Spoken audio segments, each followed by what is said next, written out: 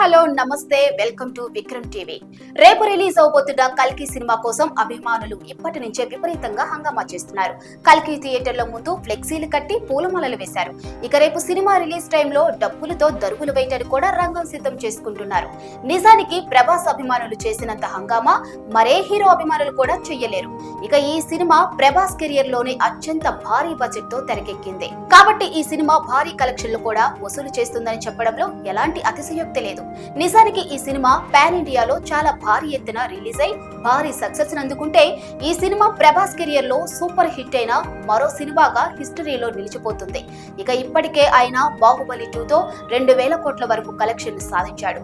ఇక కల్కి సినిమా కూడా ఎన్ని రికార్డులు క్రియేట్ చేస్తుందో చూడడానికి అభిమానులు చాలా ఆరాటపడుతున్నారు. ఇక ఫైనల్ గా ప్రభాస్ తన నట విశ్వరూపాన్ని చూపించబోతున్నాడనే వార్తలు కూడా వినిపిస్తున్నాయి.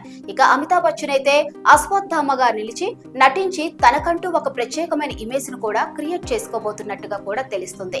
ఇక ఇది రాకుంటే ఈ సినిమాతో ఆయన 80 సంవత్సరాల్లో ఏజ్ లో కూడా భారీ యాక్షన్ విన్యాసాలను చేస్తూ సినిమా మీద పెద్ద హైప్ ను క్రియేట్ చేశాడు.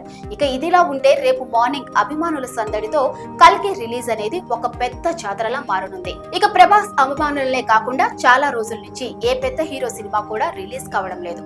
కాబట్టి ఇప్పుడు రిలీజ్ అయ్యే ఈ సినిమాను అందరి హీరోల ఫ్యాన్స్ కూడా ఆదరిస్తారు.